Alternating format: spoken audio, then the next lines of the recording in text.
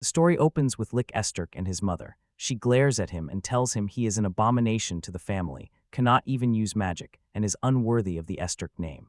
She announced that tomorrow, on his 15th birthday, he would be sent away from the family.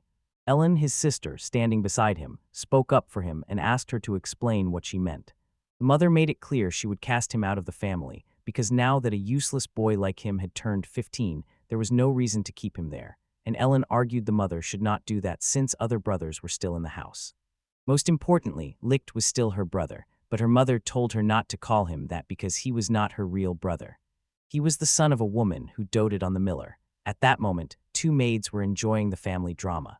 Ellen stared at them with cold eyes and shut them up immediately.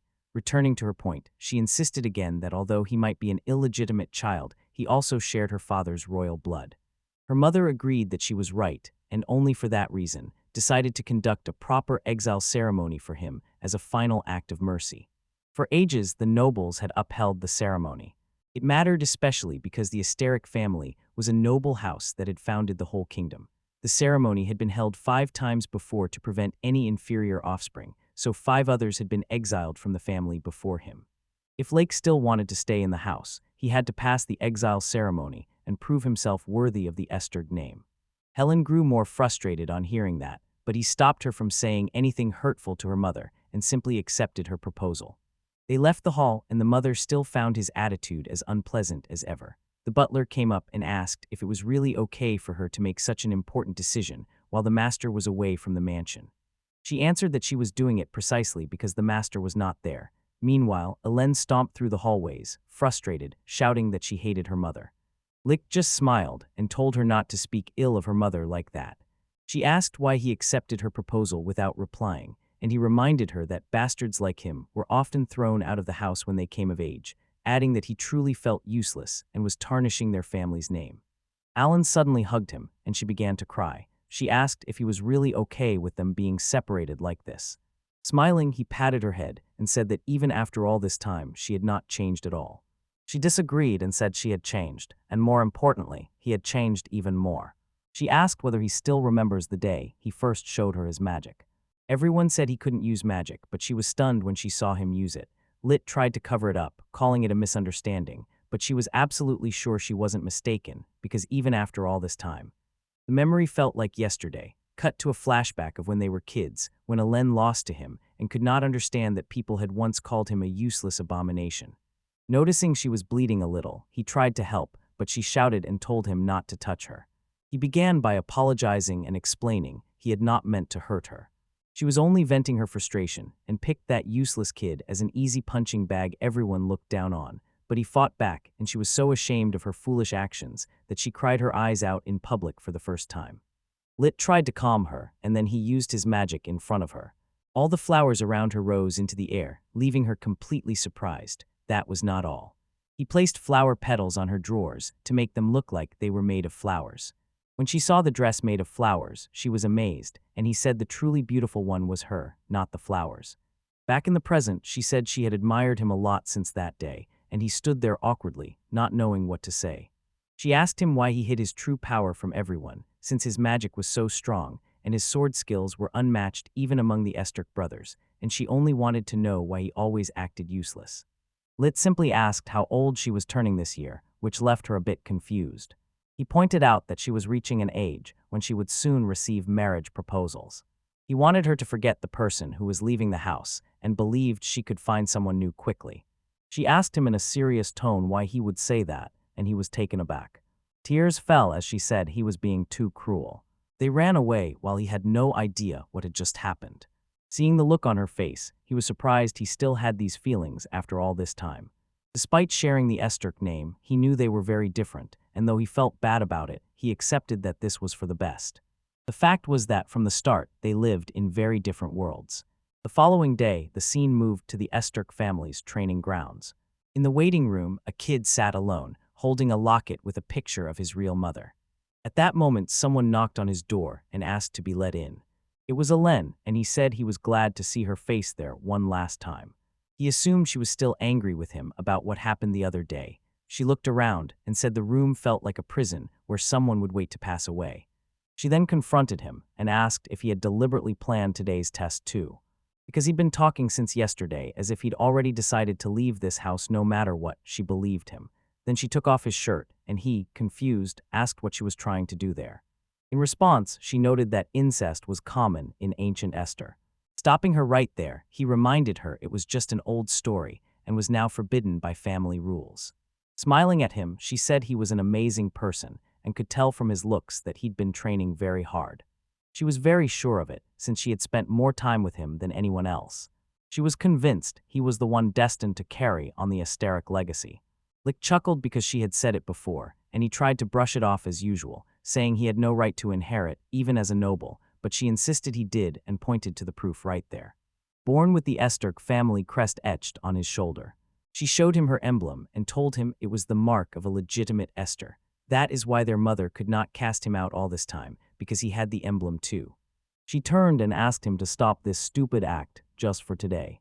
His silence made it clear he would not listen, and she could not understand why he pretended to be helpless when he was not, but she knew she did not want to be apart from him. Determined not to let her mother have her way, she decided to do everything she could. Meanwhile, others had also gathered at the training grounds, and the second son, Marcus von Esterk, splashed his wine on the butler as he grew impatient and demanded to know when it would start. Frodo von Esterk, the eldest son, also said it was almost 11 o'clock and it should be starting soon. Their mother, Nenerva von Esterk, simply giggled because she could not wait to see what would happen. At that moment, Elen arrived, and her mother was surprised because she had thought Elen would not come. Apologizing to her and her brother for being late, she said she'd prepared a little something to keep everyone from getting bored during the trial, leaving her mother suspicious and wondering what it could be. At last, it was time for Lick to step outside. He held the locket in his hand once again. Determined to confront the arrogant nobles who had mocked and belittled him and his brother, he wanted one thing more than anything. Determined to get his revenge on the Estorks, he finally stepped into the ring. The moment he stepped outside, everyone in the arena looked down on him and called him Laura Stark's illegitimate son, unworthy of a noble title. Ultimately, they saw him as just an ordinary person like everyone else. Lick stood back watching the huge crowd and surprised to see how big his Exile trial had become when they invited more than just the Stark family and his loyal retainers. He saw that even the serfs' children were there and realized Manhwa intended to announce his exile publicly. Minerva ordered the Exile trial to begin and told him the test would be simple. It was meant to prove whether he was worthy of the martial house of Astark. At that moment, a dwarf and a troll appeared before him. She repeated that his trial would be settled by a duel. Offering him any opponent he wanted, she watched as Lake lifted a finger. Pointing at his brother, he said he wanted to duel him. Marcus grew furious and shouted that a commoner who couldn't even use magic should not dare challenge royalty like him. He looked at his mother, hoping she would say something, but she only giggled, curious to see what he planned by choosing such a difficult path for himself. To find out what it was, she told Marcus to show that bastard what it meant to be a Stark man, and he obeyed without arguing further. He was ready to beat him so badly that he'd beg for mercy. Spectators started talking about how the Estark family had always supplied the chief court magicians, and now a commoner who could not even use magic was going to fight in Estark. Everyone was sure the match's outcome had already been decided before the fight began. Marcus stepped into the ring and mocked Lit for making such a foolish choice, saying he might have stood a chance against a dwarf or a troll, but went out of his way to challenge him, showing he did not understand what a duel between nobles meant. Raklis was a magical kingdom, where the nobles wielded far greater magical power than the commoners. That's exactly why a fight with a nobleman would involve magic, which Lick could not use at all. Marcus told him to pick his weapon carefully for the duel to make up for his lack of magic. Lick saw that his brother planned to use a sword. He considered using the same weapon, but just as he was about to pick it, Ellen called him and asked him to wait. She told him she had prepared a weapon just for him, and then a man approached carrying a massive sword and held it before him. It was the divine sword Turfing. The man could not even hold it properly because it was so heavy. Aelin announced she had a proposal for everyone in the arena and wanted to hold a short prelude before the duel between the two brothers began. The divine sword Turfing had been the Estark family's treasured heirloom for generations, said to be a sacred blade from another world in mythic times. Anyone without magic couldn't touch the sword, and if Lick really had no magic, he couldn't touch it either. For the prelude to the traditional Exile trials, she decided to let the one everyone called useless try. Minerva began to wonder what she was trying to prove by doing something unnecessary, while Elin, in her mind, apologized to him for doing it. Since he planned to lose the duel on purpose, she wanted him to show everyone he really had magic to improve his chances of staying in the mansion. Seeing Licht idle, Marcus reached for the divine sword and looked down as he told Licht that, despite bearing their father's blood, Licht must not touch the sword because only true nobles like Marcus could touch it. Picking up the sword, he kept muttering that a commoner like him had no right to even touch it. Only a few had been able to pull this sword and use it, and they were no longer in this world. Even their father, known as the prodigy of the Estarks, could not draw it. One day Marcus was sure he would claim this sword for himself. At that moment the sword resisted him and sent him flying back. Marcus chuckled as he realized making the sword his would not be easy. It was almost impossible, since only one person in history had ever pulled it out, Brahms, the first head of the Astarks. The sword was stubborn and would only let its first head use it, even though it lay right at Licht's feet. Refusing to hold it, he ended the prelude right there and went back to choosing his weapon, while Marcus called him dull and boring. Manhwa felt underwhelmed because she had expected to see something interesting from him for the first time, while Aileen was starting to worry about him. She shouted, urging him to take the divine sword because she was sure he could touch it.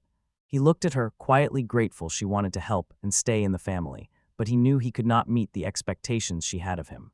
He had already decided to take Marcus down then and there. Determined not to lose this duel to his brother, he would leave the house once he won. Menhwa set the rules, telling them the duel would continue until one side conceded or could no longer fight. With that settled, the duel finally began. Marcus charges first and casts a fire spell. He cast a fireball straight at him. Lake stood there as a fireball came toward him, and Minerva enjoyed the show until something suddenly happened. With a sweep of his sword, he sliced the fireball like it was nothing, leaving everyone in the arena stunned. They couldn't believe he had just sliced the spell with his sword, since they didn't think that was possible, and more importantly, it had been done by an ordinary commoner who couldn't use magic, so Marcus asked what tricks he was using. He simply replied that he had been foolish because he still hadn't realized what was happening. To make it simple for him to understand, he said he was just stronger than him. That's it. That angered Marcus, and before he could even grasp any of it, Lake vanished from sight. Closing in instantly, he attacked with a fireball spell as well. He reminded him the spell works best at close range, then sent him flying back, leaving everyone shocked again. Marcus couldn't understand how he could cast magic without an incantation, and Lick reassured him he did not need to worry because he would not kill him. His goal was to humiliate him in front of the crowd, because a proud noble like him would find losing to a commoner more painful than death. Still, he thought it was much less than the suffering his mother had to endure because of them. Pointing his sword at the man's face, he said that if he admitted defeat right then, he would not hurt him anymore. Though he hated him deeply, he could not bear to see his sister so sad, and for that reason he was willing to show mercy, and just then Ellen called him out. Someone warned him to watch out, as the troll was about to attack him from behind. Lit managed to block it just in time. Minerva shouted to Marcus to take the chance and counterattack, while Lick's back was still wide open, her eyes wild and clearly wanting Lick dead. Busy fending off the troll's attack, Marcus still couldn't accept losing to a commoner. Picking up his sword, he moved to attack him from behind. Lick turned around, tried to attack, and used magic to knock him out for a moment. A dwarf stepped in and grabbed his arm, threw off his aim, and Marcus seized the chance to close in. Then he slashes him with his sword. It left everyone stunned and speechless. The dwarf and the troll stepped back as blue dripped from his body onto the ground, and the divine sword that had just dropped lay by his feet. Marcus admitted he was right, and that losing to a commoner was indeed more painful than death, so he decided to kill him right there, and did not care if the commoner blamed him and called him a coward. Ellen begged her mother to stop Marcus, but her mother had clearly been waiting for this exact moment and even encouraged him to finish him off.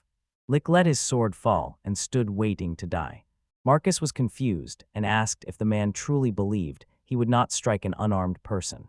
He told him it was his own fault for losing his fighting spirit in the middle of a battle and said he should curse his own ineptitude, while the Len shouted from afar, telling him not to give up so easily. Tears in her eyes, she asked him to pick up the sword. Suddenly, the divine sword began moving on its own. It came right into Lick's hand by itself. The sword spoke to him and told him he was not meant to die yet. The spectators were stunned, unable to understand how a commoner who could not use magic was touching the divine sword. Minerva was just as shocked, since the divine sword seemed to fly into his hands on its own, while Hélène was simply glad to see it. Marcus demanded to know what trick he was using, insisting he should not even be able to touch the divine sword. Angered, he demanded an answer, but the other man was just as surprised as everyone else. The sword kept talking to him and complained about the man in front of them, and she remembered the old saying that the weak bark the loudest, with him as a perfect example. She asked Licht why he had abandoned his sword, and whether he was really going to lose to such a pathetic man. The blue glow on the divine sword still came from him, and she sensed strong magic in his blood, which made her doubt an ordinary warrior could have defeated him like that. He said he would not let himself lose to Marcus. Deep down, he felt defeated by the world. In a world where lineage and background alone decided a person's future, talent counted for nothing, and he believed, as his mother had, that no one could change fate in such a cruel, complex world.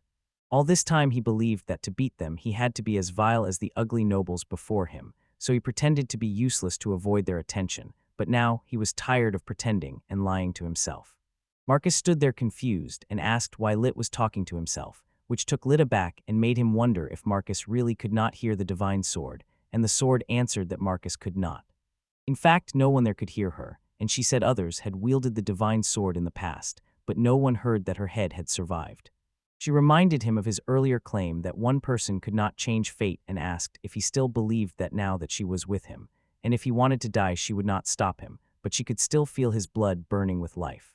So she asked him if he was really okay with losing like this without even trying to change anything. The divine sword already sensed the true feelings within him. With that, Licht was ready to use that sword. One look into his eyes told her his motive, so she offered herself to carry out his will. At last he drew the divine sword, something no one had managed to do for a very long time. Everyone was stunned. Marcus trembled, refusing to believe what he saw and telling himself it had to be a bad dream, while Manhwa and the others stood frozen in place.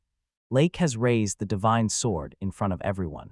The spectators muttered that nobody, except the family's first head, had ever drawn the divine sword, and they wondered who this young man before them really was. The sword began to radiate a bright light that made the dwarf tremble, and Marcus thought the beasts might actually be afraid of the light from the divine sword. Minerva was losing her mind and asked her butler why this was happening, since they had already confirmed Lick had no magic. The butler brought out the magic scanner and first checked Marcus, whose magic power read 3333. He checked Litz's magical power and could not believe his eyes. His powers kept growing, catching him completely off guard until eventually. The screen displayed Licht's magical power as 7777.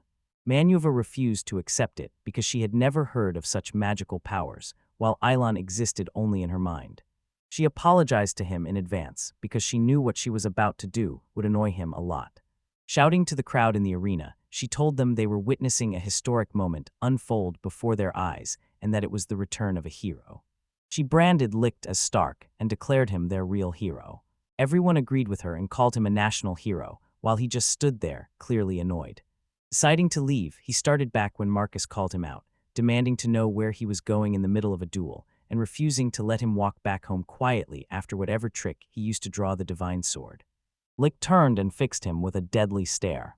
Marcus flinched for a moment as he said he would vanish from there, just as everyone wanted, and warned that if anyone even tried to follow him. He showed them no mercy and cut them down with the divine sword, then he left the ring and returned. As he walked back, he was still bleeding from his wound. As he reached the exit, he thought he could finally be free, but he was already starting to lose consciousness. The divine sword asked if he was all right. He admitted he had not expected the duel to end this way. His aim was only to humiliate the heir of a Stark, not to be seriously wounded. Staring at the sky, he wondered if there was any way he could avenge his mother's grudge. Collapsing to the ground, he slowly passed out, and in that moment felt like he was lying in his mother's lap as she called to him. It was actually Hélène telling him not to die, and she called for anyone to come help her brother. When he came to, he found himself in his room with Elon resting in a chair beside him. The divine sword sat in his room, and she was relieved to see he had finally woken after being out cold for 3 days. Then she formally called him her new master. Licht asked whether all divine swords could speak like her, and he pointed out that, for a sword thousands of years old, her voice sounded surprisingly young. She replied that she was not just any sword but bore the proud name Turfing, and that it was bad manners to ask a lady her age, and she added that while he was passed out, Hélène had been the one constantly taking care of him. She suggested he thank her because she had stayed by his side and protected him. He smiled and patted Elin on the head. All the divine sword became quite intrigued when it saw his expression. She admitted she was growing more curious about him. What began as interest in his warrior blood had become a desire to see what kind of man he would become. After saying that, she asked him if he was still set on leaving this place.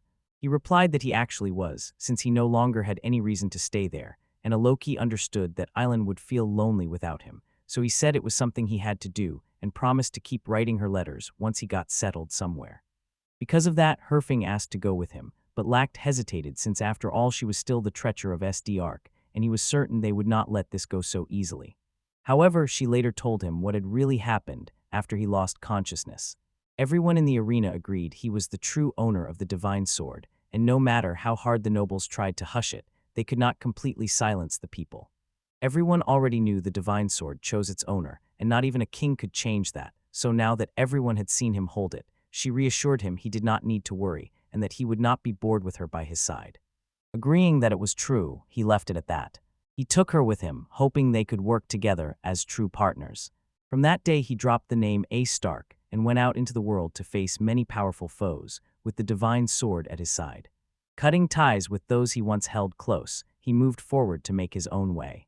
People began to call him the undefeated, strongest wielder of the divine sword.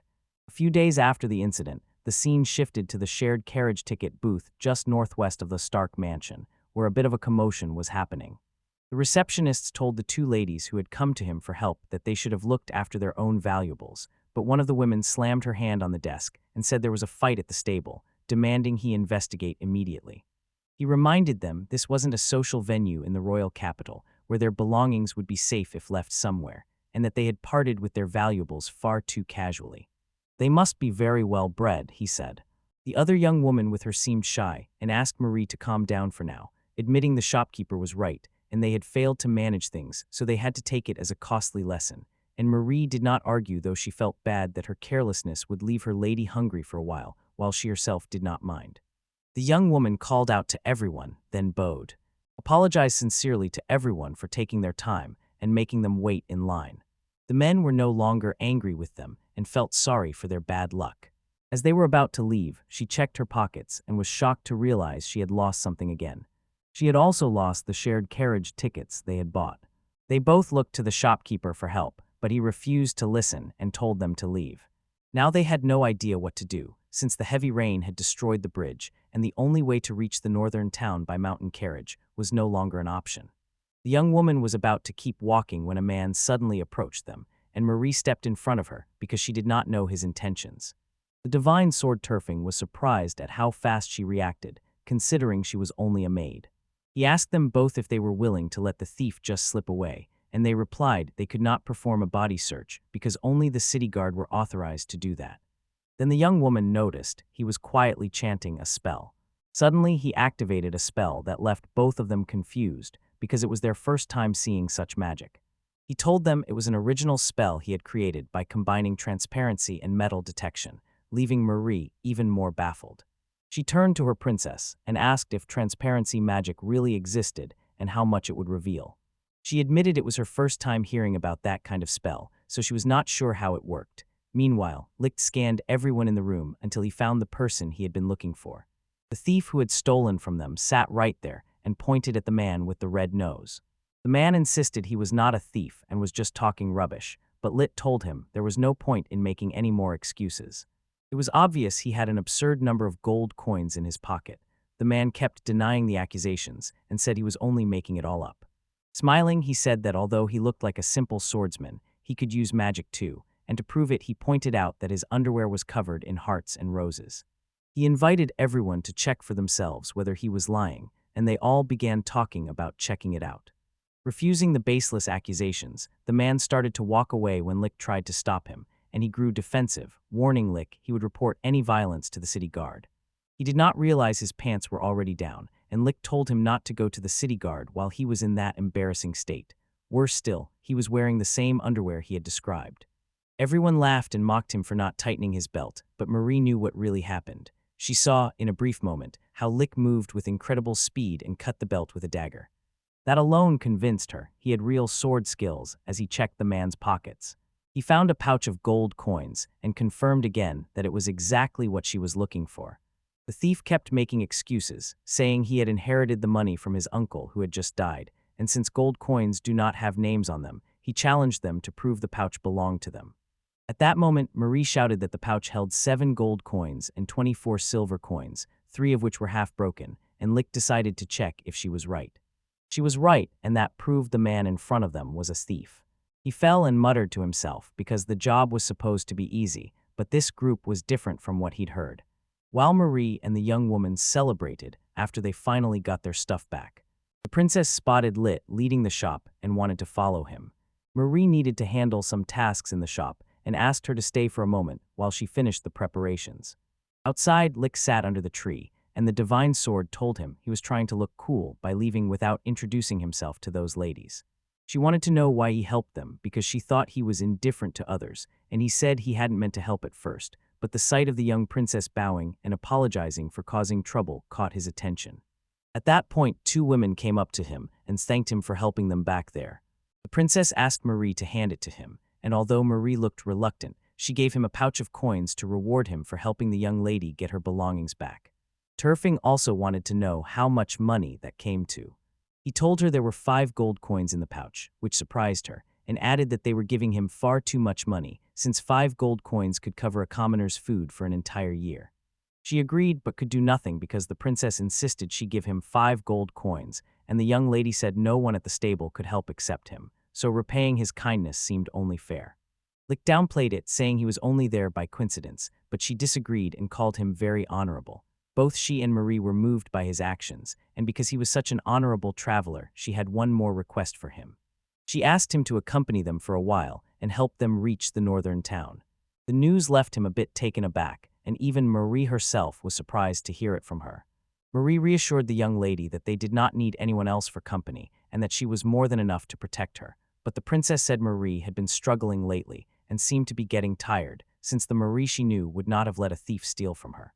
Marie said they still could not trust anyone with an unclear background, even though he seemed more than capable, but when she saw his innocent face, she began second-guessing what she had just said. Licked, by contrast, just chuckled and admitted that though he'd thought she was only a well-bred noble doubler, she was actually a clever strategist, and first gave him a handsome reward. Accepting such a large sum would leave him unable to refuse whatever she asked next. Keeping up the act, the princess said she had no idea what he was talking about. Confident in her judgment, she could tell he would not be swayed by a large reward. He admitted extra travel money was never a bad thing, so he agreed to her request. After introducing himself to both, he finally agreed to take a role in their company. She wanted to introduce herself but felt hesitant, and he reassured her that using a false name was fine since their relationship would only last until they reached the northern town. At last, the princess removed her hood and introduced herself as Rhea. They shook hands, sealing the deal, while Marie felt uncomfortable and told him not to touch the young lady so casually. A group of men watched from a distance, and their leader was a little surprised that a traveler had joined the 2 ladies, but he still wanted to finish his mission. He ordered his men that if the boy stood in the way of their plan, they were free to dispose of him.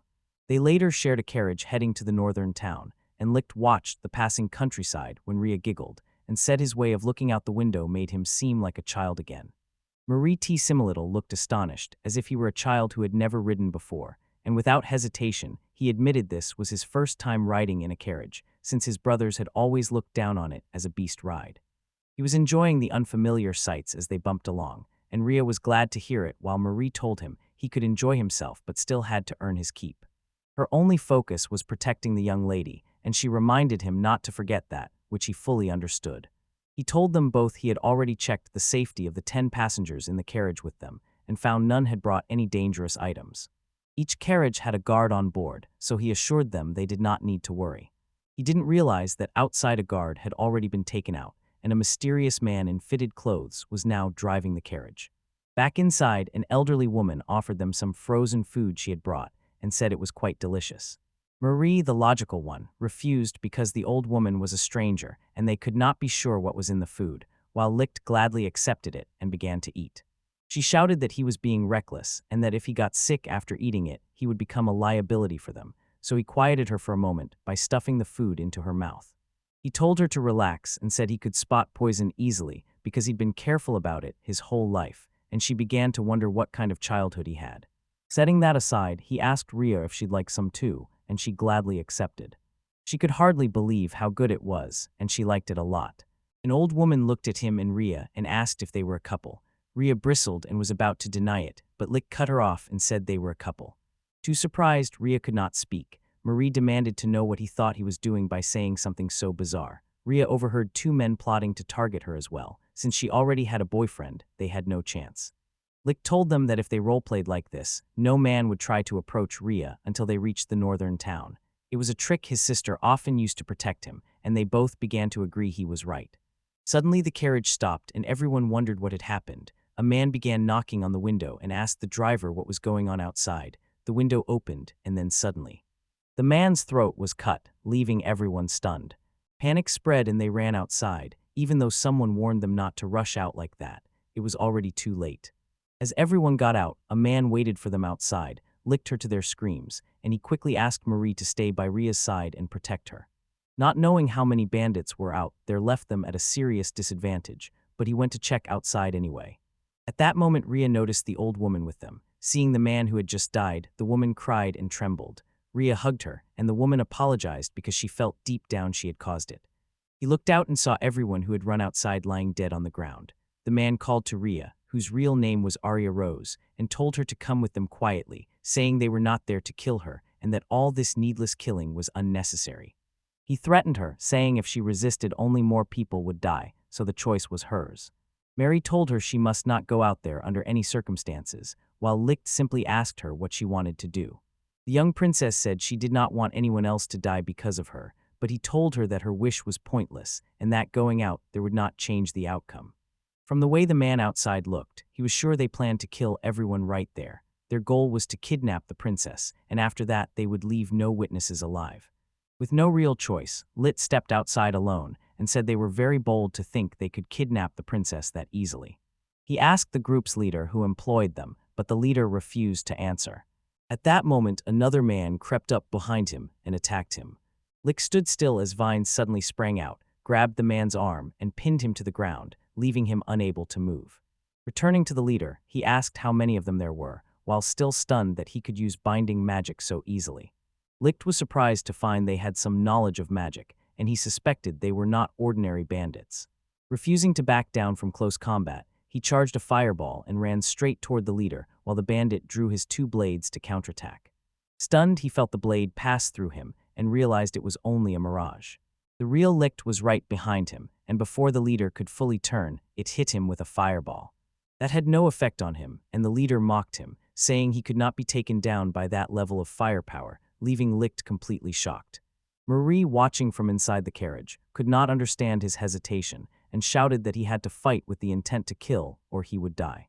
The leader agreed with her and praised Lick for his skills, but a fundamental difference remained between Lick and the rest of his group, who suddenly appeared and surrounded him from all sides. He told him the difference was that to reach their goal they would pay any price, and the man trapped by binding magic proved it by cutting off the hand that pinned him to the vines. With only one hand, the man ran straight to the carriage to take out Arya. Marie refused to let that happen, and before he could reach her, she threw a knife and took him down. Realizing she was not a mere maid, but the princess's bodyguard, the leader decided to handle her personally and ordered his men to deal with Licht.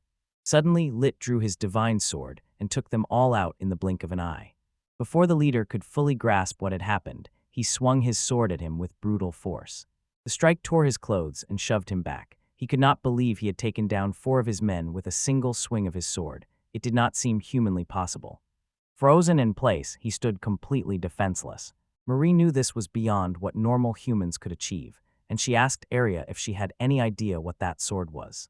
She recognized it immediately and realized Licht was one of the few divine sword users in the world. He'd heard the divine sword could slice rock and iron like cloth, and now seeing it in action, he was quietly glad it lived up to the legend. Turfing took it personally and told him he was wrong to think her powers would rust after a few centuries of rest. A divine sword needed no maintenance, and nothing could escape her blade. He had left one alive in front of him, and she praised his skill at igniting the divine sword, urging him to show everyone his true power. He charged forward to attack the leader, who tried to block it with his blade. It snapped back, and although he had only been cut once, the bones in his finger were shattered. One more hit from his own attack would end him. He tried to fight back, but it was too late, and the divine sword sliced him through time. The leader was cut completely in half and died on the spot. Surrounded by Lit stood tall, and Turfing asked him if he was all right. Miri approached him and praised him for doing well, admitting she had thought he was a novice but was surprised he could hold his own, and when she saw his expression she asked if this was his first time killing someone, which he confirmed. He looked around the area, smiled, and assured her there was no suspicious presence nearby and that they would be safe for a while. She no longer needed to be afraid, but she still felt sorry for him. Her hand on his chest made it clear how much she longed for peace and quiet. His talent wouldn't let him have that. Noticing her expression, he asked what she meant, but she stayed silent. Despite that, some survivors remained, and he urged everyone to get back on the carriage and leave while they still had the chance. Everyone looked terrified and kept staring at one another. All of them said they did not want to ride in the same carriage as the young princess. They asked the three to go ahead, while they planned to leave once their carriage was out of sight. Marie was furious and asked if they knew who the young woman in front of them was, but they did not care who she was. They were only afraid for their lives and wouldn't put it online for someone they did not even know. Arya stopped her and agreed they should do as they had been saying, asking Marie to look after the carriage, and as for Licht, she wanted to discuss something with him, so the three of them climbed into a carriage and set off. While they were on their way, he kept looking out the window. A companion asked if he was still worried about what was happening outside. He nodded and said he wasn't really in the mood to enjoy the scenery right now. Putting that aside, he asked why those men wanted to kidnap her rather than kill the princess. This wasn't like kidnapping the daughters of low-ranking nobles or merchants for a big ransom. She was a princess, and even if they got the money, they'd be hunted for life, and escaping would be nearly impossible. He thought only a fool or someone extremely powerful would plan something like that, and anyone with that power would rival the king. Rhea, instead of answering his questions, smiled, changed the subject, and said she wished they had met him sooner.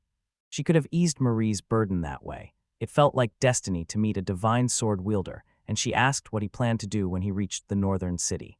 Noting her attempts to dodge his questions, he asked whether she still wanted him to guard her once they reached the city, and she said yes. She said she could not tell him what he wanted to know because doing so would also put his life in danger, and he did not argue further. Understanding her point, he agreed not to bring it up again, and she felt very relieved. She also apologized to him for keeping him in the dark, saying it could not be helped. The three finally reached their destination, the northern city. They all got off the carriage and prepared to part ways, but Arya asked if he would stay in town, and he said yes because he planned to register with the Adventurers Guild. Arya quickly wrote a letter and asked him to take it with him. A letter of recommendation from the princess herself made her sure he would not be turned away, so he accepted it and thanked her. She told him there was no need to thank her because it was the least she could do for him, and the divine sword was glad too, seeing how kind the young princess was and writing a letter of recommendation without being asked. As he took his leave from them, Turfing asked why he had declined the princess's invitation to stay by their side. He said he wouldn't let a powerful person use him just because he had useful skills. The moment he left the Estark name, he decided he wanted to live free of those ties and had no intention of getting trapped in that again, and with her by his side he felt he needed no one else, and she teased him, saying it sounded like a love confession. Marie stood watching him walk away from the ladies, wondering whether they should just let him go like that. Arya joked that she might be starting to like him, and she replied she didn't especially hate him, but didn't want someone with an uncertain background to get too close to the young princess. Her only duty was to be the Arya's shield and sword, and even if others resented her for it, she would not back down and would keep meddling. Arya didn't mind and was actually counting on her. Since there was no point in lingering, she reminded her they had come to this city for a reason. Together, they decided to move forward and fulfill their mission. Lick arrived at an inn and lay down on the bed to rest for a while. Turfing asked if he was not going to the guild now, and he said he would think about it tomorrow. With more than enough money on hand, he saw no need to rush since he had already made plans for the future. With a busy day starting tomorrow, he wanted to rest now, so he dozed off at once, surprising Turfing at how quickly it happened. In the end, he was still only a 15-year-old, practically a baby to her, so she let him rest and went to bed. Late that night, Turfing noticed someone had come into their room through the window. She tried to rouse Licht, saying there was an intruder in the room. However, he did not move it at all. It was Marie, and she sat down beside him. Already sure he was awake because he would have noticed anyone entering his room, she saw that he did not resist when she threw herself at him. When she asked him if he would accept her purity, he finally opened his eyes. Pushing her away, he demanded to know what she thought she was doing, and what she hoped to gain by pretending to be a bad person. Knowing she wanted something from all this, he asked her what it was. At last she admitted she couldn't afford to pay him, so this was the only way she could think to repay him. Acting tough, she told him he could do whatever he wanted with her, and that she would not stop him. Suddenly she began to cry, making it clear she had only been putting on an act. He asked her not to cry and to wipe the tears from her face. Seeing a woman cry in front of him was unbearable because of his whole childhood. He always found his mother crying alone. Each time he saw her like that, it pained him deeply. Just thinking about that now made his head hurt. Marie asked if he was okay and if something was wrong, and then he suddenly hugged her tightly. He held her too tightly, and she asked him to stop because it was starting to hurt. She then noticed he was trembling. He kept saying the same word, and Marie still did not understand what was happening to him. She hugged him too and told him everything would be okay. She stayed right by his side. Once he finally calmed down, he felt embarrassed at himself, and the divine sword teased him, congratulating him that today he had finally become a man. He told her he still hadn't taken her purity, and Turfing asked if he was even interested in her. She began to think he had no interest in women because he showed no reaction when he saw them naked, and he said he wasn't completely uninterested in women. He had grown used to seeing his sister's body because he would sneak into bed and rest with her, and Turfing said that was quite a controversial statement. After hearing that, Marie asked who he had been talking to. He turned to her with a cold look. She asked if he was angry that she had gone into his room without permission and reminded him he had already seen her half naked, so they were even. Smiling, he said she should save that beautiful skin for her future husband.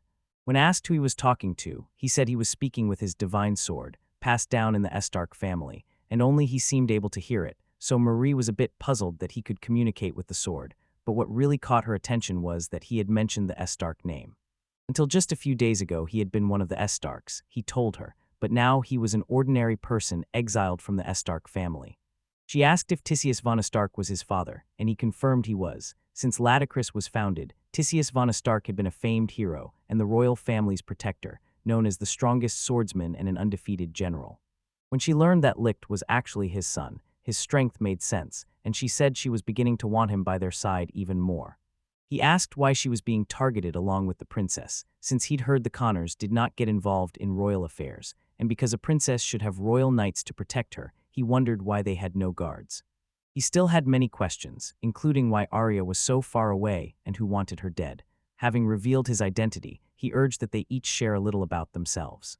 Marie, by contrast, simply asked what he planned to do now that he knew. Pointing at her, he said it was only 15 centimeters from the tip of her left chest. Her lower abdomen had multiple scars.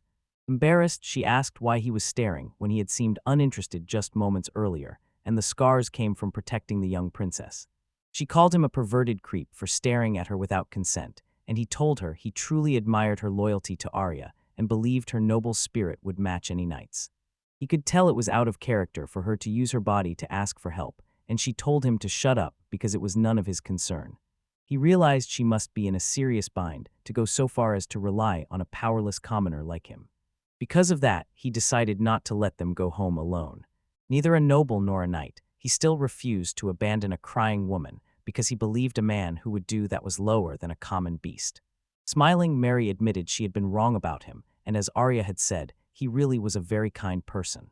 To answer his questions, she finally told him that even she did not know all the details because she had done it all on her own.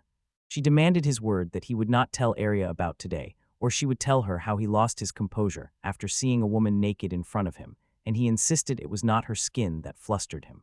That did not matter, and she asked him to follow her because it was time to tell him everything he wanted to know.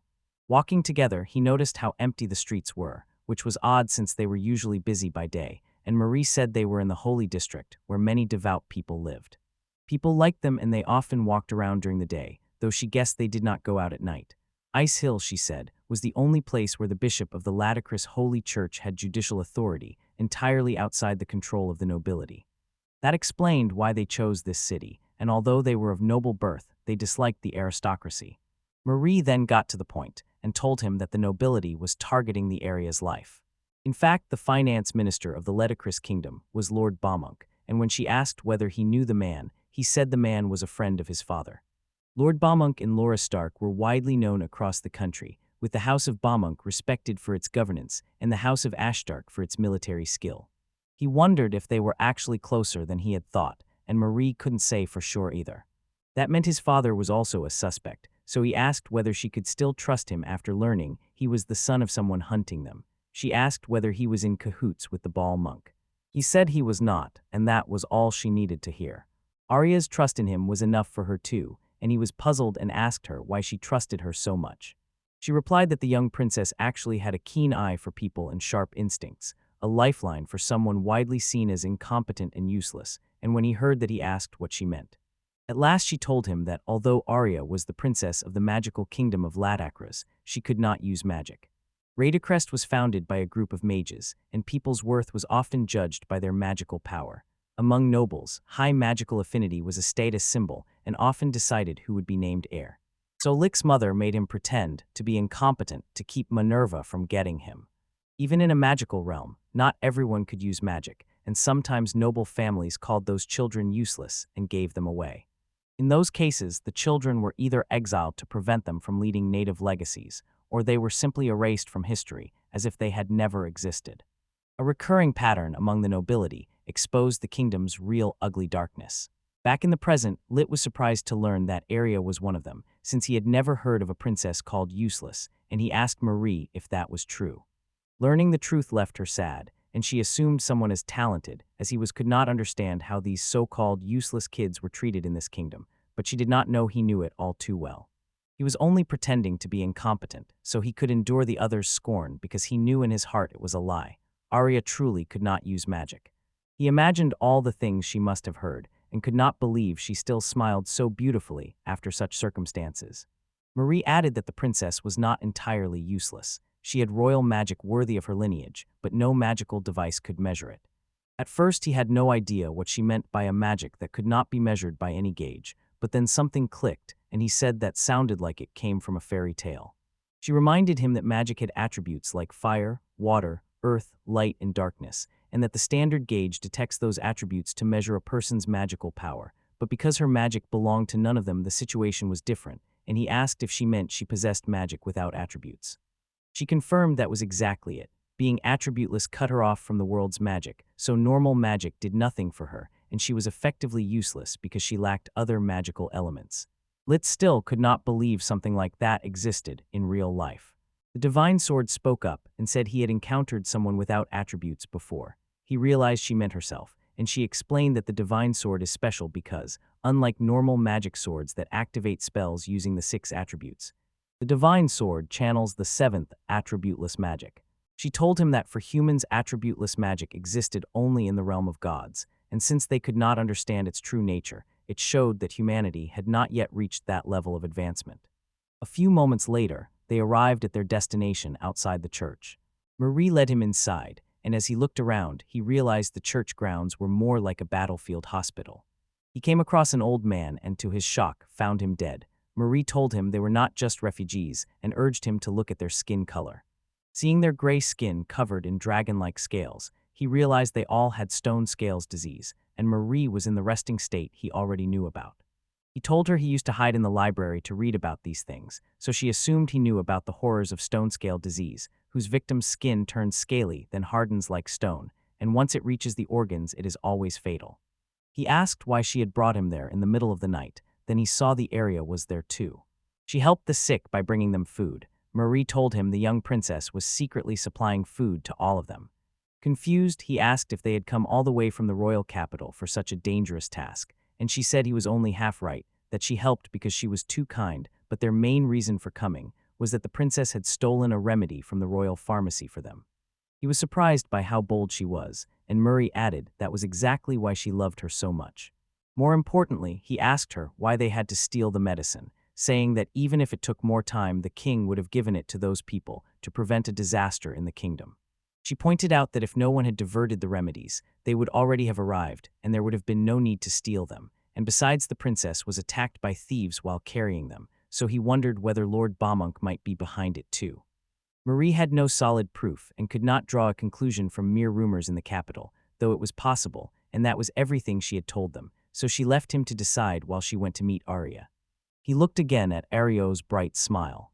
He thought Bamunk was a greedy minister obsessed with finding magic, so it was understandable that he wanted Arya since she was an attributeless subject, but he was sure Bamunk would not get away unpunished for acting against royalty, and he wondered whether he had any way to avoid committing this grave sin.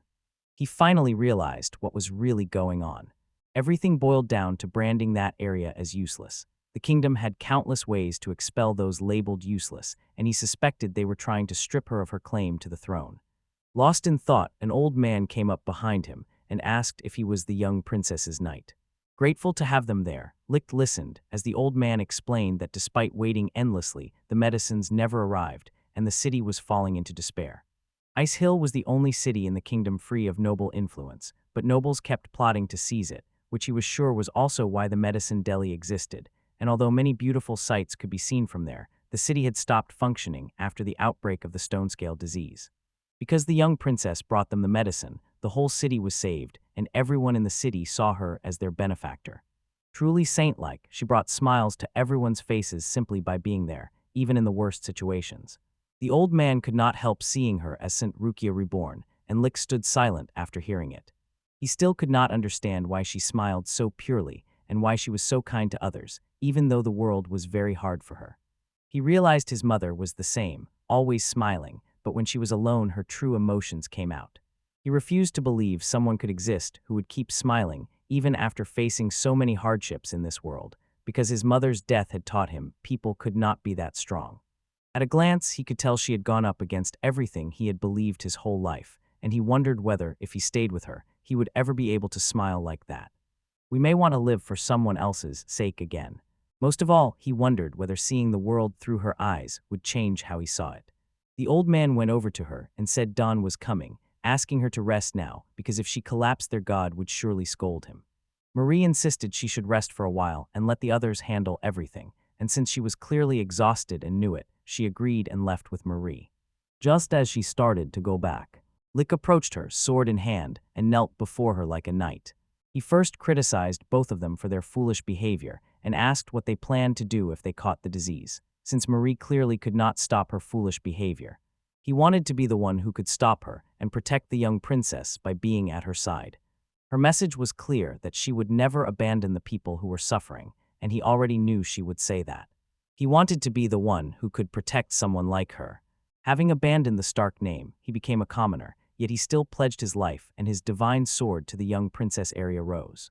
She became very intrigued when he said he was Perguslian Estark, but she asked him no questions.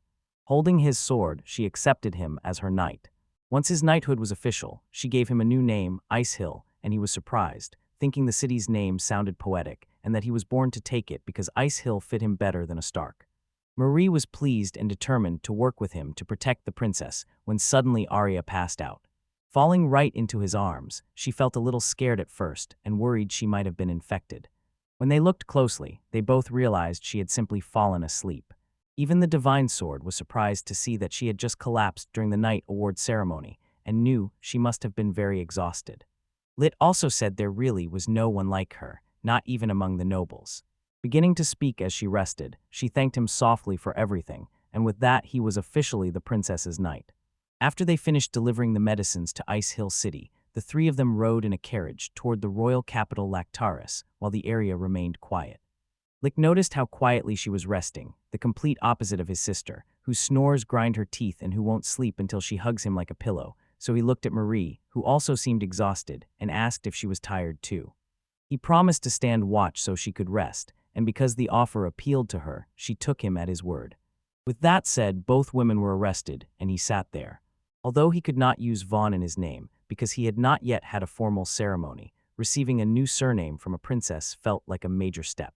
He knew that if word got out that a member of the STRK family was guarding the princess, it would cause a serious misunderstanding and reach Minerva's ears, and then he would have to deal with thieves targeting the area as well as assassins sent by Minerva, which he wanted to avoid at all costs. Vowing to protect the princess with his life, he was determined to keep that promise, and as he looked at Marie resting peacefully, he realized he had never imagined anyone besides his sister would trust him so much. Until he left Esterk, he hadn't thought about it, but now he was here.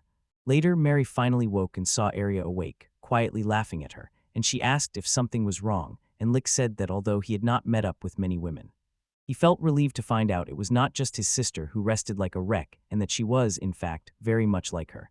Rhea could not stop laughing, and Marie felt really embarrassed. She shouted that he had no right to say that because he fainted when he saw her naked and stunned everyone in the area, and he shouted back that it was supposed to be a secret. Laughing, the princess told them to stop fighting, since they'd arrived at their destination. Finally, the three of them reached the royal capital, Lactaris. At the gate, a long line of people waited to enter the capital, so a guard stopped their carriage and told them they could not skip the line. Then the driver showed a letter to the guard, who was shocked to see the royal crest on it.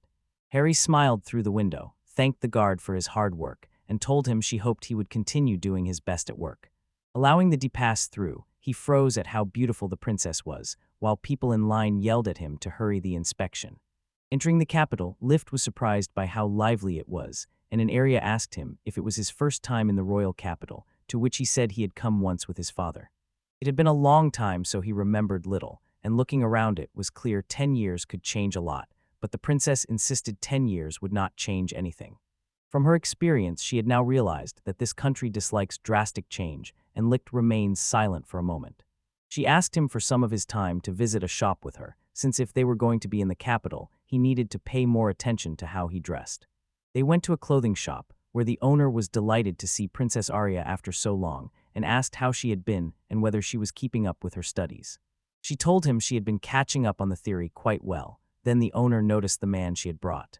He was surprised to see how handsome he looked. Ari told the shop owner she had come so he could tailor some clothes for Licht, while Licht kept insisting he did not want any special favors, but the owner agreed that if he was to be her knight, he should wear something better. He inspected the clothes he was wearing and could tell they were from the northern country. For appearance's sake, he wanted him to pay more attention to his clothes, otherwise it would embarrass him too. His eyes fell on the sword he was carrying. The dog licked him, then stared at him, warning him not to try anything shady. The owner saw the look and immediately knew the dog was a capable protector. Arya said she felt safe with him at her side and asked him to accompany her to the Royal Academy so he could protect her closely. Hearing that, he was stunned and told her he did not agree to go to the academy. She told him not to worry, saying she would pay him a generous reward and asking the owner to have his uniform ready by the day after tomorrow. The owner asked why she was in a rush, and she said she needed to return to the academy by the start of the week. He promised it would be done, and with that her work there was complete. Licht stopped her, grabbed her shoulder, and told her not to push the conversation without his consent, since he had never agreed to attend the academy. Then Arya grew frightened and began to cry, asking him if his promise to protect her with everything he had was a lie. Stepping back, he told her he did not mean that, and that he would protect her, but he did not want to go to school, while the owner simply said making a lady cry was the lowest thing. Caught off guard, his mind went blank, and he did not know what to do because he was never good with people who cry. With no other real option, he agreed to go to the Royal Academy with her, which made her extremely happy.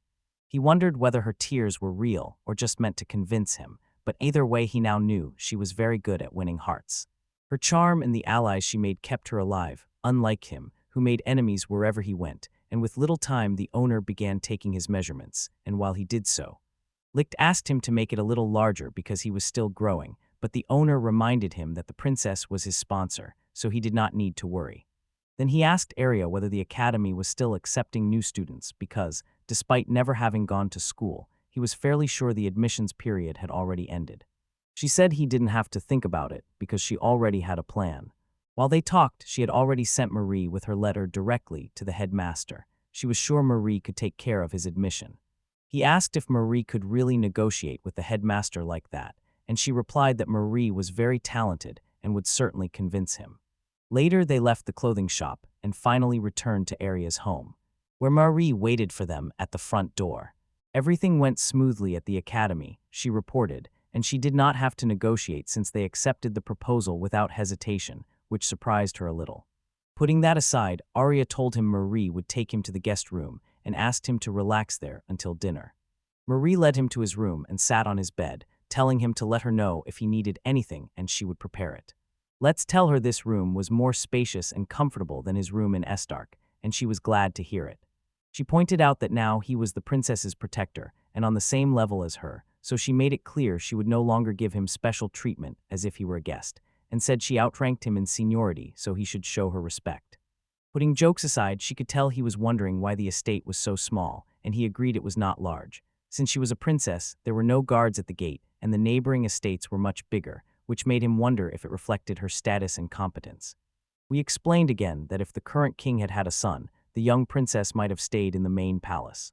The next king of Lactaris would be chosen from the 3 princesses, and Rhea was second in line for the throne. No king had ever lacked magic, so although she was second in line, they gave her the smallest date to show she would not take the throne, which was basically a banishment from the royal palace. When Lick asked whether Arya intended to take the throne, she said he should ask the princess directly, told him to rest until dinner, and left the room. Alone in the room, he drew the divine sword and noted that she had been unusually quiet today. Turfing mocked him, saying he really needed to learn to understand a woman's heart, since even she sometimes wanted peace and quiet. Putting that aside, she suggested that now he had the time. He should send his sister the letter he promised once they settle into their new home.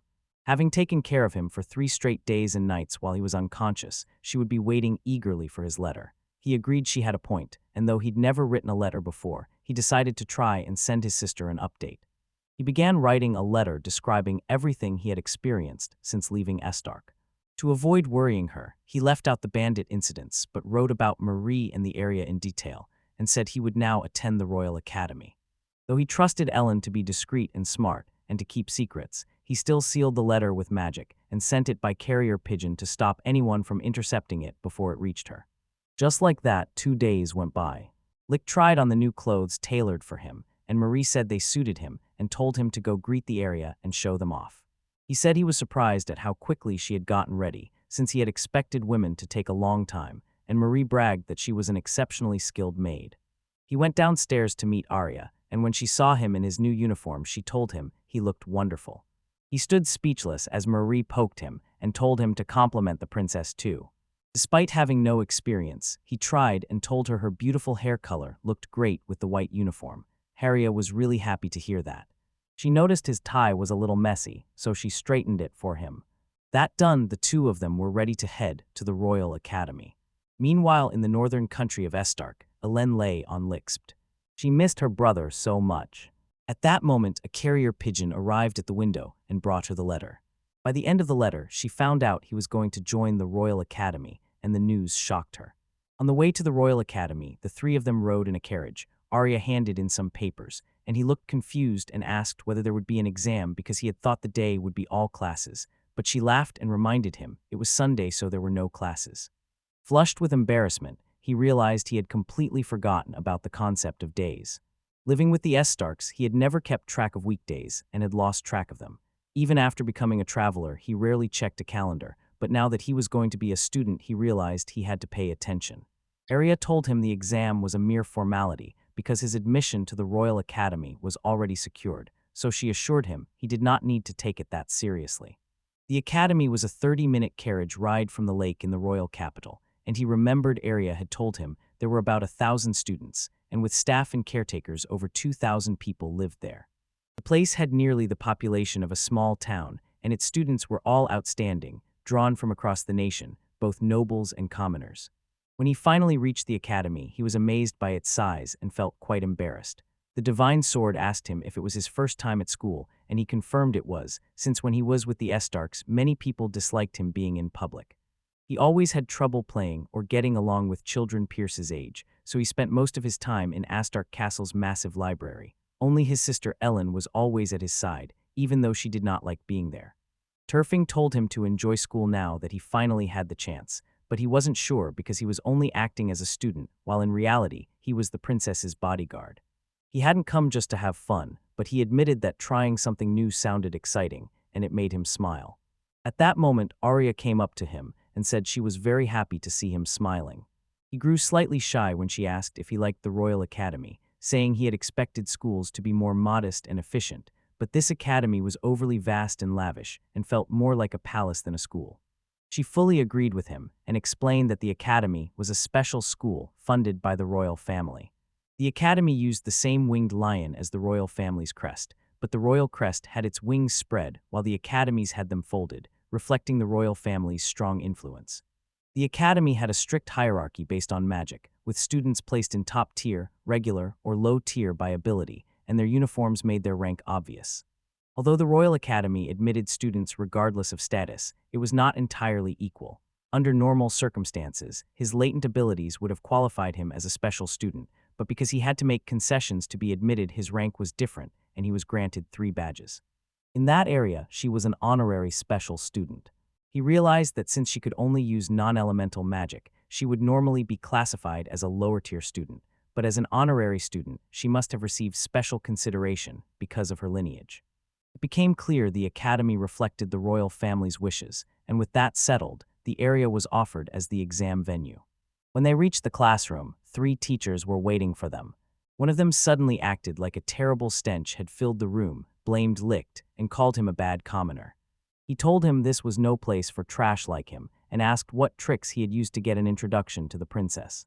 Looking him over, he admitted the young man lived fairly well for a commoner, and asked whether he had already learned to please a woman at such a young age. She stepped up for him, stopped him right there, and told him to take back those words and apologize. Licht stayed silent and told her not to get angry, explaining he had grown up surrounded by people like that, and she should not respond to their provocation. Smiling, he reassured her that none of it bothered him, and she had nothing to worry about. Furious, she still admitted he was right, and knew making a scene would be unwise, but she refused to let the remark go unpunished. She hoped he felt the same way she did. The teacher then escorted her outside to wait while the exam was in progress. Licht stood there as she walked back, wondering why she felt so angry on his behalf.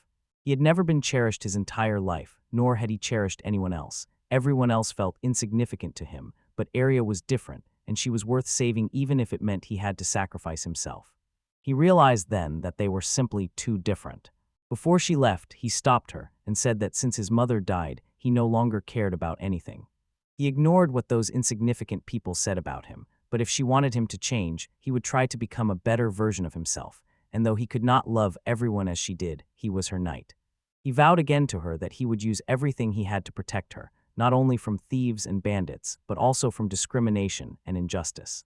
Her face lit up, and she was very happy to hear that.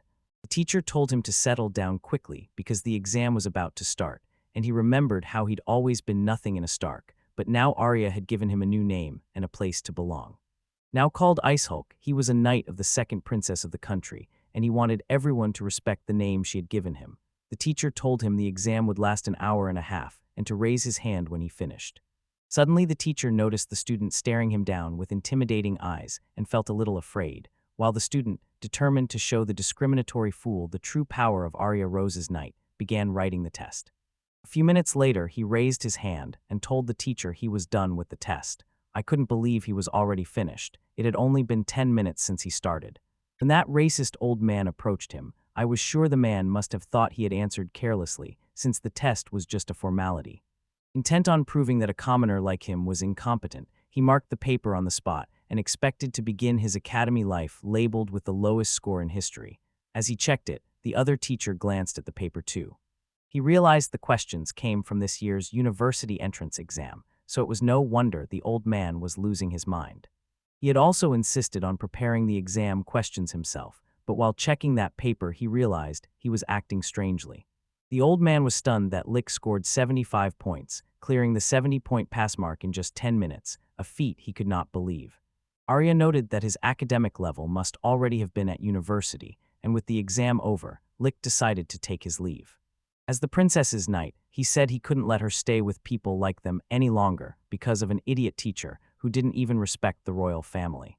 The remark infuriated the old man, and he yelled that although the young man had excelled on the written exam, this was a magic school, and someone without magical talent would not easily survive. At that moment, his answer sheet began to glow, leaving all 3 teachers puzzled. Looking closer, the old man was shocked to see all the right answers glowing, and they formed a word in an ancient script before the paper caught fire and burned. It caught him completely off guard, and he recognized the ancient script as a word that today means fool. He turned around and left the room. The teacher still could not believe that a mere commoner could figure out the patterns of the ancient script just by looking at the answer sheets. On top of that, he had spotted the university entrance exam questions so quickly. Never before had the old man seen anyone capable of that, and he realized Licht was not an ordinary commoner, but a cursed child with a monstrous intellect. Walking back together, Arya slipped her arm through his and thanked him.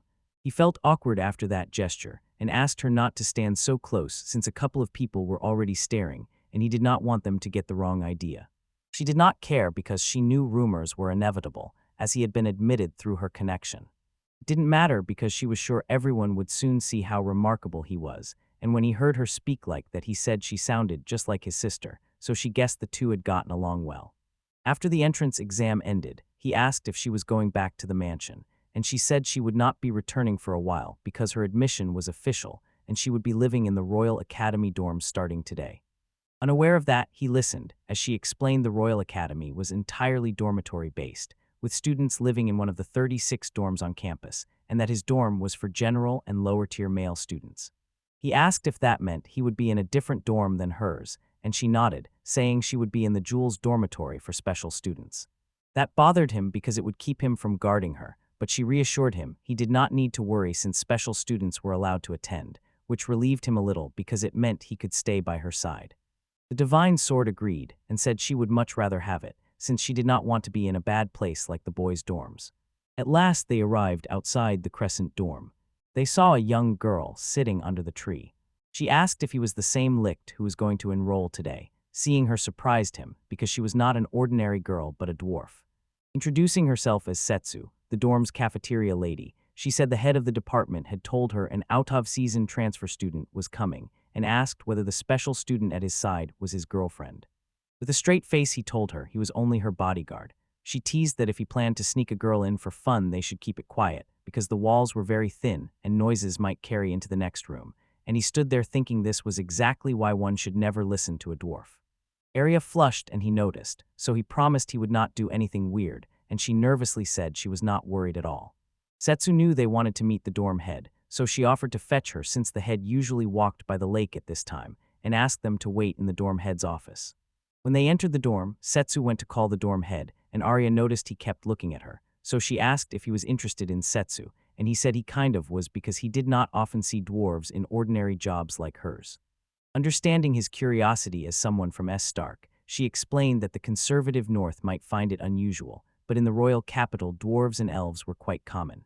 Talented people could easily find work there, so many came from across the country to take jobs. Setsu was one such example. Recalling Setsu's earlier comment, he said he and Arya were not lovers, and she agreed, adding their bond was deeper than a romantic relationship.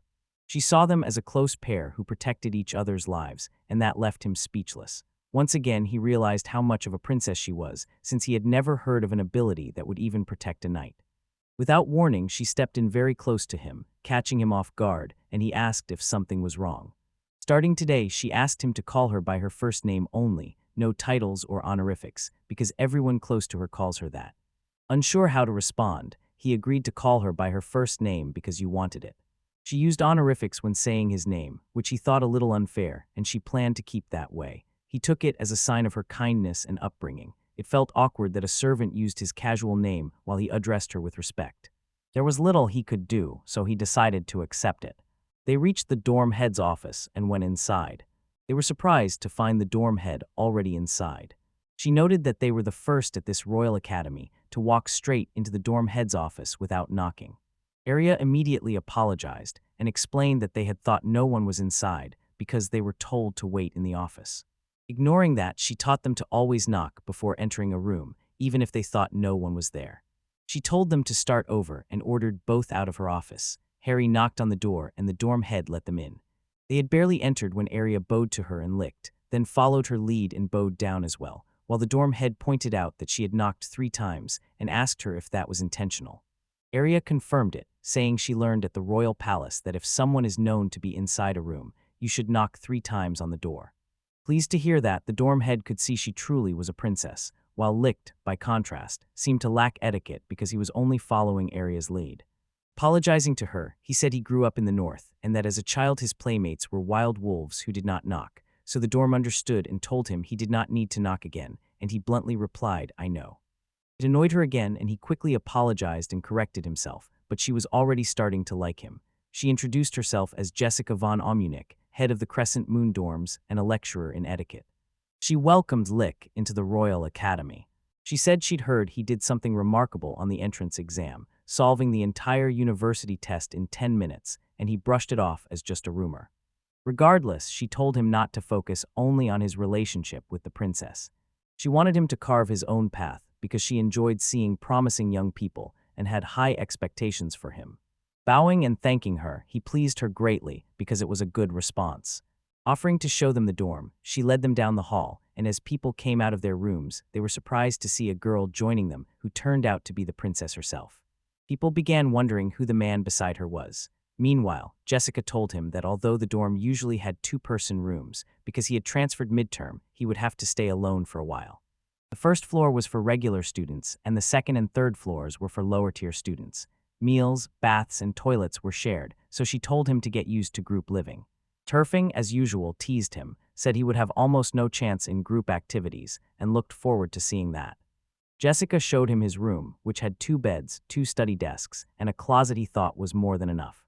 The dorm head was surprised because most students complained about how modest their rooms were, but this student did not. He asked Rhea if this was how lower-tier student rooms looked, but she did not know since she had never seen one before, and Jessica only added that it was very different from the special student room she was used to. His belongings were already in there, and she told him a messenger from the princess had delivered it a few hours earlier, then asked him to check that it was all there, and he confirmed. Turfing called them out and told him she could smell someone like her nearby. Another divine sword stood close by. It became clear why this royal academy was so renowned, and he agreed it would not be surprising to find someone like him there. Turfing wondered what would happen if a divine sword user stronger than him stayed silent and only smiled. Arya noticed he was talking to his sword again, and at first Jessica did not understand, but when she looked closer at it, she realized what was happening. At that moment, she saw Arya step into his room and stopped her, saying an unmarried woman should not enter a boy's room and ordering her to return to her room. It was time for lunch, so she told them the cafeteria was in the building past the west exit. They went to the cafeteria and found Setsu preparing meals for everyone, and she was happy Licht could join and announced Licht was a transfer student, which made everyone start gossiping about why a transfer student had arrived at this time of year. Being talked about annoyed him, so he asked Setsu to lower her voice because he wasn't good at standing out, and she apologized for making him uncomfortable and gave him an extra bread to make up for it. She told him that if he ever needed help with anything, he could always come to her and she would do her best to help him. Lick appreciated that a lot. Picking up his plate as he walked back, he thought that although he'd only met her once the dwarf seemed familiar, he did not feel bad about it, and he remembered that until he met Arya no one had really tried to get close to him. People from Estark and those around him had kept their distance, but now things were starting to look different. Just as he was thinking that, a group of men came up and kicked the chair he was about to sit on. They were typical bullies who wanted to teach him the rules since he was still new there. One rule was that lower-tier students like him were inferior and had to eat standing up, while Licht was not surprised at all, because these were exactly the kind of people he had dealt with his whole life. Refusing to listen, he said he could not eat like that because he had been raised with dignity, and that angered them, so they asked whether he was defying them. Just then, Setsu ran over and asked why they were making such a scene. The leader of the bullies told his men to deal with her. They grabbed her and dragged her away. Introducing himself as Vald, the bully claimed to be the heir of Baron Vald Garland. The man already knew Licht Eichalk's name, and Licht asked how he had learned it. Val had heard rumors that he had charmed the princess into enrolling him at the academy, and he believed a rough, unrefined scoundrel like him did not deserve to hold a sword. Licht asked him if he was certain he wanted to declare a duel against him, and that was exactly what Volt wanted. He had also heard that Lit had not taken a practical exam to enter the academy, so he let Lit choose the competition method. Lit chose waterball magic, which left Bold a bit confused. He knew exactly why he looked so shocked, because waterball magic created a ball of water and was one of the most basic spells toddlers commonly learned. It was literally just a water ball, so it barely hurt when it hit someone, and even a child could use it safely, which is why it was listed first in the basic magic repertoire, and Val asked why anyone would want to fight with waterball magic, since even elementary school kids don't use it anymore. He said that using attack magic in the academy would make it too noisy and cause him trouble as well. Vol finally agreed to Lick's terms and warned he would make Lick crawl, while Lick stood there thinking that although Vol seemed like a regular bully, being at the Royal Academy meant he might be surprisingly powerful. He wasn't worried about him because he knew exactly how powerful people like that were. They always talked more than they moved, and they blindly trusted whatever had been given to them. Never before had he seen anyone this genuinely strong, and he was sure it was just another one of those cases. Vol had already formed a water ball and bragged about its size, saying only a small number of regular students could make one this large. Seeing a regular student's strength firsthand, Lit realized that with that level of power it was no surprise they were arrogant and felt they could face anyone without worry. Vol heard that and dared him to repeat it, but the man only formed a small ball of water on his fingertip. Vald sneered at the tiny water ball, laughed and said it showed the difference in their talent, then launched his ultimate water ball at him. The spectators concluded he had already won the match.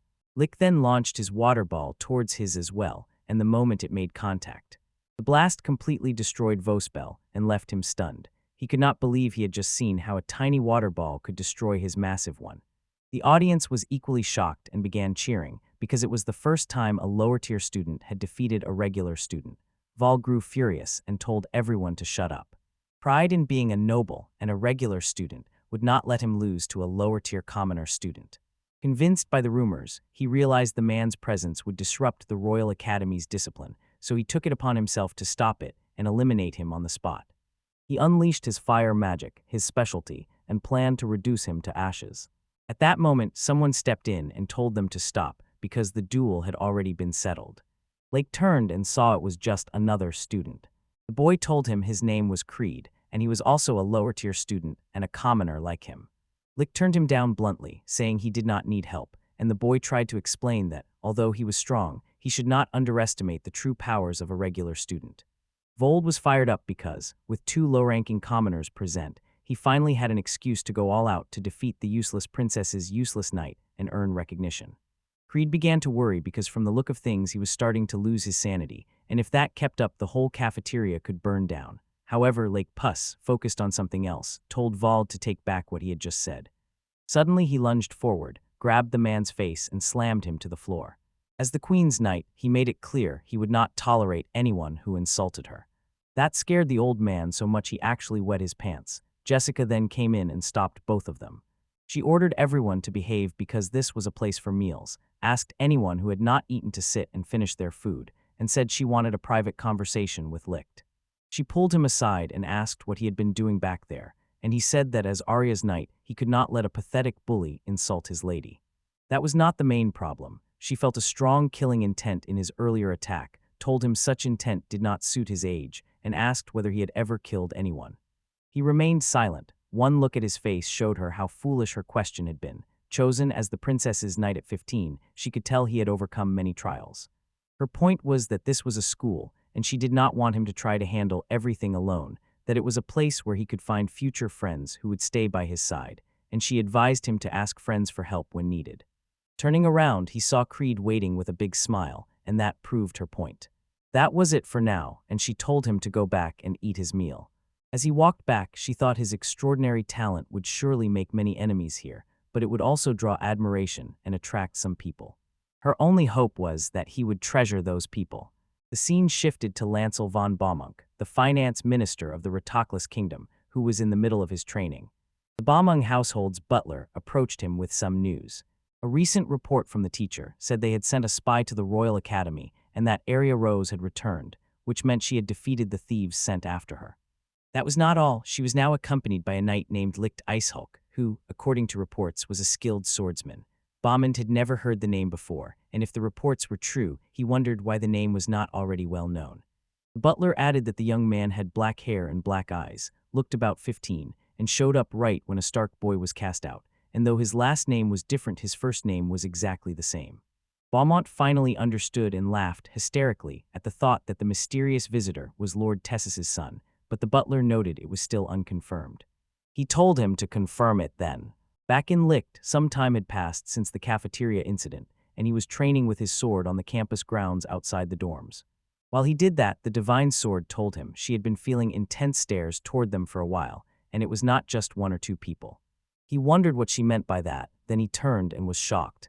He saw a group of girls staring at him, gossiping that he'd become popular after the cafeteria incident and calling him hot. Turfing laughed and said that although they had found a good spot for morning training, they had accidentally wandered into the girls' dorm backyard, and he was getting tired of the attention because he just wanted to blend into academy life. Later, he went to the cafeteria, grabbed a lot of bread, and started eating it aggressively, which made everyone a bit uncomfortable. Creed was there too and walked up to him, asking why he had such a huge appetite so early in the morning, then pointed out the girls still staring through the windows, which surprised him because he never thought he would see so many girls swarm the dorm. The fact that they were all after the newly enrolled corner boy shocked him. He also said that Connor students were usually crammed into a corner of the cafeteria and forced to eat on a strict schedule by the high-ranking bullies. Now they could all eat wherever they wanted, whenever they wanted, thanks to him defeating Volg, who was sitting right across from them and looked very angry. Volg knew there was nothing he could do. Creed then said that students like him had always been looked down on and discriminated against by other students, and they had grown used to it. Then Licht arrived, and though no one told him to, he challenged an age-old tradition everyone had accepted without question, and by accepting the duel, he made them all question what they had always taken for granted. Lake clarified he was not fighting the bully with that intention, and Creed said that might be true, though he sounded unsure. Above all, he was sure the duel had woken everyone up, and he appreciated that. A girl approached him from behind and greeted both of them. Lick turned to Creed and asked whether girls could use the cafeteria too. Creed said they could not because it was for boys only, but Lick did not seem to care about the rule and noticed how many pieces of bread were on his plate. Assuming the other girls had the same idea, she felt the same and showed him the cupcake served in the girls' dorm that morning, offering it to him. There was no reason to refuse such a generous offer, so he accepted it gladly while Cree warned him to go easy or he'd upset his stomach. He told the girl that since this morning Lick had been bombarded with offerings from fellow commoners like her, Lick was surprised to hear she was a commoner too. Introducing herself as Hannah, she confessed she saw him just this morning outside her dorm and couldn't resist meeting him. He ignored her and turned away while she felt deeply embarrassed, and she apologized to him, saying she had not meant to intrude. She was mainly interested in his divine sword and asked him to let her see every detail up close. She was literally drooling just from looking at it. Turfing was shocked to hear that she was interested in her. Hannah thought the divine sword was very pretty, and the pure white maid was adorned in gold. One look and she knew it was the divine sword Turfing. However, she had heard the Turthing was the treasured sword of the noble Stark family from the north, and it made her wonder why it was there. Lift was in no mood to answer any of that. He packed his things and said it was almost time to pick up the princess. He left and Hannah tried to stop him, asking whether she had said something that offended him, but he did not answer and walked away. Creed then told her she was actually the only person who had approached him that morning, and it was not because of him. Her interest in his sword made her quite intriguing. Later, as Lick walked through the campus to meet up with Rhea, every woman turned and fell head over heels for him. Turfing was pleased to see her admirers arriving, and she considered letting Hannah touch her a little since she was quite famous, and everyone wanted a closer look. He asked if she was really that famous, and she said of course she was, since it was the sword of the great hero who basically founded the nation, but Turfing was surprised that Hannah could identify her at a glance on their first meeting, and thought Hannah must be very knowledgeable in history. She might simply have had a strong bond with the divine swords. He finally reached the dorm in the area. As he was about to step through the gates, the divine sword stopped him and reminded him that this was the girls' dorm. He could not see the problem, and she said a man should not casually walk into the girls' dorm like that. He assured her he meant no harm, but that was not her point, and even if he felt that way, she was sure the girls would not want boys to see them in their own home. He didn't care about that because he'd seen so many women since childhood that he never learned to dislike them, all thanks to his sister Ellen and the memories that stayed with him. Alan simply believed women would not be shy about such things. He had literally changed his view of how women feel. Arya stood by the gate and heard everything he said. She had expected it and told him not to enter the girls' dorm like that without permission.